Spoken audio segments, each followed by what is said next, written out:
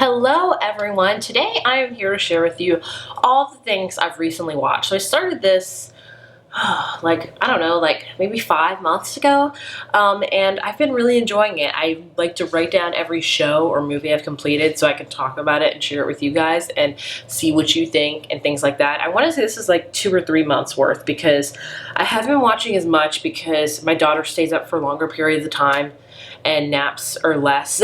So I don't have a lot more time to watch things, which is okay. I knew that was going to happen because before I had her, when I barely had any time to watch. So we're kind of getting back to that. But either way, I have lots of things I want to talk to you about. So I'm going to start with the shows because there's only about 4 of them, but I want to talk about them. So first up is Hawkeye. I think this one came out in December. So it's been a minute since I've done this. Hawkeye was on Disney Plus. It's a new Marvel show. You guys know the drill. It's all about Hawkeye. And I enjoyed it, I have to say. I give it a 4 out of 5. I would say that the Marvel shows have been a hit or miss for me. I really loved WandaVision. That was my favorite so far of all the shows they've done, and I think a lot of us can attest to that. I didn't really love Loki nor the Winter Soldier. You know what it is, not the Winter Soldier, the Winter Soldier and Falcon Winter Soldier. I didn't love those two as much as I thought I was going to, but I really enjoyed Hawkeye and WandaVision. I think because it was really like Marvel focused, if you will. I just had a good time with it. I mean, there's nothing really to talk about it other than, it's got Jeremy Renner in it, and then it's got I forget the actress's name, but I thought they did really good, and it was interesting. I don't know if they're going to have a second season. I could see them doing that, only with her, maybe not so much Jeremy Renner, because he's kind of passing on the reins to her, and I think that's great. I enjoyed it. Like I said, 4 out of 5, not much to really talk about with it. Then we have Cheer Season 2. So if you don't know, Cheer came out, I want to say a couple years ago, and it exploded on Netflix. It followed this community college in Texas, I believe, Navarro, and it was all about their journey to go to the national cheer, I don't know, somewhere in Florida. I'm not cheer, okay. I did cheer when I was younger. I never got to be in the bigs. But basically, it's all about their journey and how it's very, very hard. And the first season of Cheer was amazing because you never knew how hard these cheerleaders work, how they're truly gymnasts. The things they can do is just astonishing. It's wow, it should be physically impossible, really, but it's just amazing. So I really enjoyed Cheer Season 1. I really wish they would have just ended with that because I didn't really see a need for Cheer Season 2. So I just wish they would have kind of stuck with Season 1. I think it was just a good one and done thing. Season 2 was okay. It also focused on another college that was kind of Navarro's arch nemesis, if you will. I think Trinity College is also in Texas, and I found myself actually rooting for them a lot more. I don't know, but then, I don't know, it was just okay. Season 2 wasn't really that amazing. I gave it a 3 out of 5. It was okay. Like I said, Cheer Season 1 was great. I think it would have been a great mini-series and just stuck with just the first season. I think that would have been good because I'm sure they're going to release another season because it's just a popular series. So will I watch if they do another season? I don't know. Then we have Pieces of Her. So Pieces of Her is a show based on a book by the same name by Karen Slaughter. And it's a book I have read. I read it a few years ago, and I enjoyed the book. It's the only Karen Slaughter book I've read since because it's been the most tame Karen Slaughter. Because if you don't know, Karen Slaughter writes some intense books. I'm talking about some really gory, gritty, violent books. So Pieces of Her was not that bad. So I was like, this is probably the only book I could read by her. So I enjoyed it. And so basically Pieces of Her is all about this mother and daughter where the mother is not who she says she is, how she's had this really scary life before her daughter, and her daughter's figuring it out now. And it's got the great, amazing Toni Collette, who honestly does not get nearly enough credit in the Hollywood world. She's an amazing, I don't know how she hasn't won an Oscar yet. I really don't. She's amazing. I love her in every single thing she's in. But the show was just not the show for her. I didn't think it really showed Toni Collette for who she really is. The show was just meh. I did not really enjoy it. I gave it a 3 out of 5. Just nothing. I think the first couple episodes were interesting. It was really building this mystery. But then after that, it was just kind of lackluster. I don't know what else to say. It just wasn't that good. I think it could have been so much better. But I don't know. I just don't think Toni Collette was the right person for this role, and that's not saying anything bad because I love her. Like, well, she's been in some of my favorite movies, but she just didn't portray the character the way I thought. I don't know. I just didn't love the show, which is a shame because I was very anticipating it because I did really enjoy the book. The show was just kind of, I don't know. Again, a 3 out of 5. Just not that great. I don't know what else to say. And the last show I watched was Bridgerton Season 2. I'm sure everyone and their mothers watched this. Bridgerton is a show that took the world by storm last year. And surprise, surprise, I never really watched the first season. I watched bits and pieces. I was like, this is kind of interesting. But then when I learned Season 2 was really hate to love, I was like, all right, I'll check it out, because if you don't know, hate to love is my jam. I love anything with hate to love in it, whether it be books, shows, or movies. So I watched it, and yeah, like I get it. I get why everyone likes it. It's addictive. It's addictive as hell.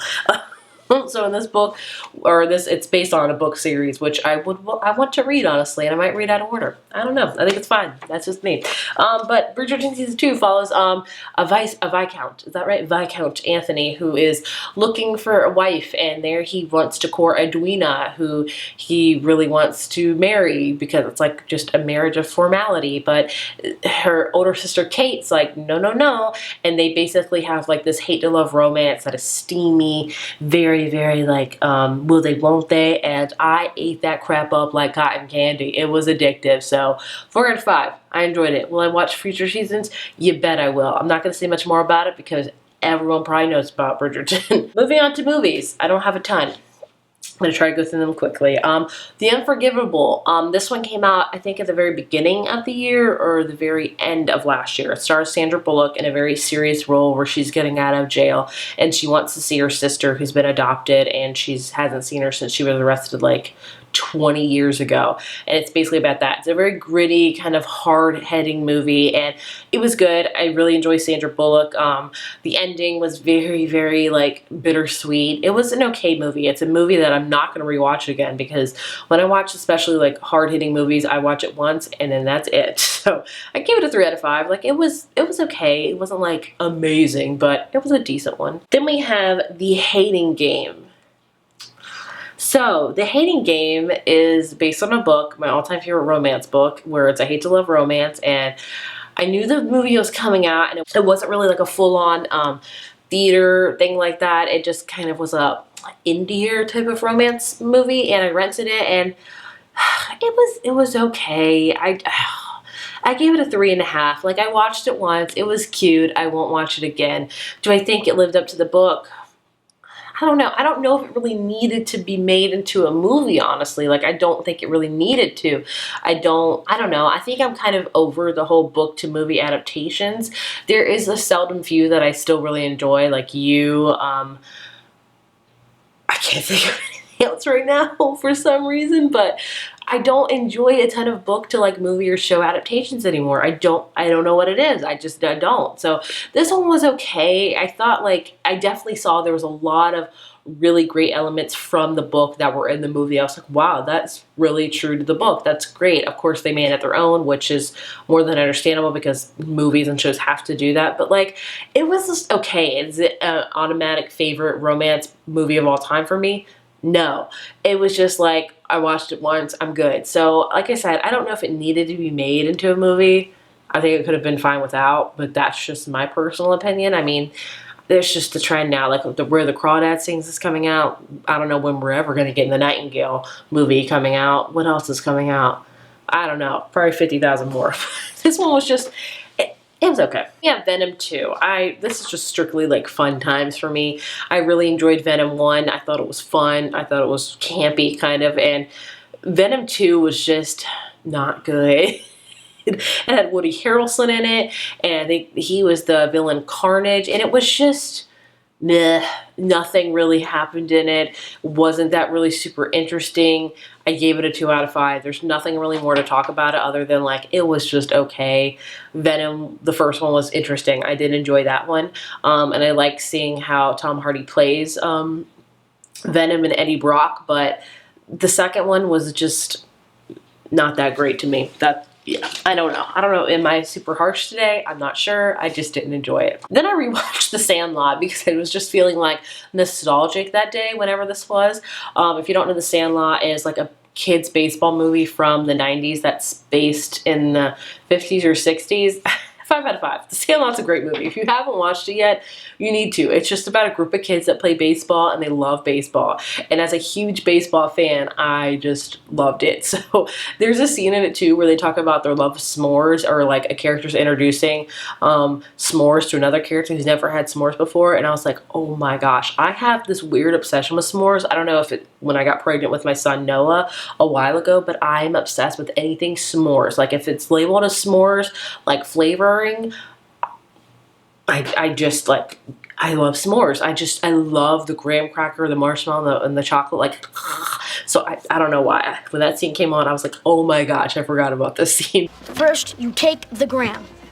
You stick the chocolate on the graham. Then, you roast the mallow. No, it's my sleeping bag. That's mine. When the mallow's flaming, Yes, it is yours. It has a yellow stain on it. you stick it on the chocolate. I'm gonna set the place Then- on fire, Ham.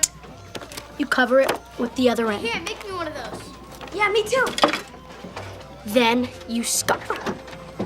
But it's a great movie. If you haven't watched it yet, it's a classic. It's on Disney Plus. Do yourself a favor, just have a fun time with it because it's just a fun movie. And then we have Tick, Tick, Boom, which stars Andrew Garfield, which is basically an autobiography about, I forget the character's name, who wrote Rent. And basically this book is before he writes Rent. He's writing his own like kind of musical. It's hard to explain because the movie is him like narrating when he's doing a show about his life.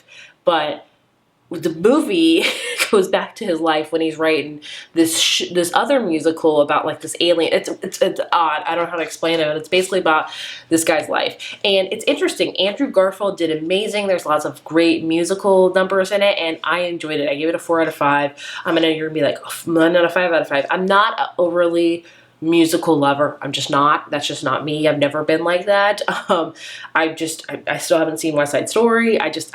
You know, that's just not me. And that's okay. To each their own. I'm just not like a musical person. But I enjoyed it. Andrew Garfield did great.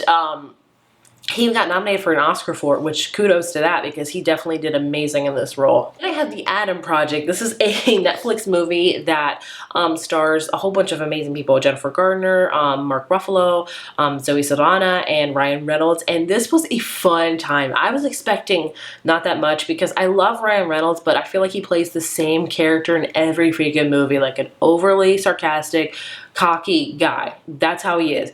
In this movie, he was kind of like that, but it was played back a lot, and I think that really benefited the movie a ton. This movie is like a time travel type of movie. Basically, we have Adam, who is in the movie, I want to say he's like 10 or 11, and then he gets to meet Ryan Reynolds, who is like his older self, because his older self came back in time and they have to go warn his dad about something, and it's just a fun movie. I think it was hilarious.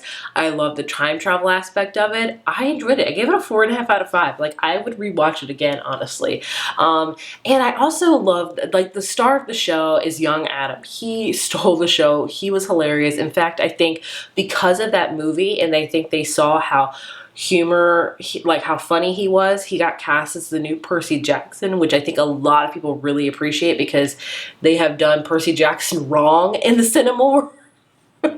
I haven't read the books, and I don't think I've watched the adaptations, but I know they were like, every fan is like, no, they're not happy about that. But with this new casting of Percy Jackson, I think there could be a light in the tunnel. Like, I think it could be a good Percy Jackson, so let's hope so. But if you just want a fun time travel movie, I would highly recommend checking this one out. It was a great time, honestly. Then we have Nightmare Alley. I watched Nightmare Alley because it was on Hulu, and it's by the director, oh gosh, I can't pronounce his name. He's done like Lady in the Water. He's very cinematic, very like beautiful with the cinematography. And I decided to watch Nightmare Alley because it really appealed to me how it was set kind of in an old carnival time. So basically it's set, I don't know what time period it was, but it stars Bradley Cooper, who starts off as a carny, and then he develops his own act into magician and like kind of like a person that tells the future. It's an act, and then it goes into him doing things like that. And I love the setting of it. It was very gritty, set in the carnival world. It had that kind of dusty effect where it's all kind of like set in a dusty town, and it just was interesting. I gave it a 4 out of 5. I think the main appeal for a lot of people is the costumes and the cinematography in this. This had Toni Collette in it as well. My girl Toni Collette killing it. She was great in this movie. But I enjoyed it. It was a good time. I liked it more than Lady in the Water. I did not really like Lady in the Water all that much, honestly. But this one I enjoyed. I thought it was pretty good. It wasn't like amazing, which I don't think that's why it didn't win a lot of Oscars, which I totally get. But this one, it was good. Like the visual aspect, the cinematography, the costumes, they were all there for me. And the last thing I watched was a rom-com, Marry Me. This starred Jennifer Lopez and Owen Wilson, who I feel so bad for Owen Wilson now because I will never see him as anything but Lightning McQueen because my son has been obsessed with cars since forever. That's all I hear. That's all I see is Lightning McQueen. So like whenever I see Owen Wilson, I just say ka-chow. That's solid. So this one basically is about Jennifer Lopez, who stars as a famous singer. How far-fetched is that? And basically she gets stood up and she decides to marry some random person in the audience, Owen Wilson, and it's from there. And it was okay. It was like, there's not a lot of depth to this movie whatsoever. I gave it a 3 out of 5. It was just kind of a good movie to watch once, and you're good. There you have it. Those are all the things I've watched in like the past 3 or 4 months. I'll see you in the summertime when I do another one of these, when I've watched, and I have a list more that I could talk about. But I would love to know if you've watched any of these, what your thoughts and feelings are on them, and things like that. Thank you guys so much for watching, and I will see you in my next video. Bye.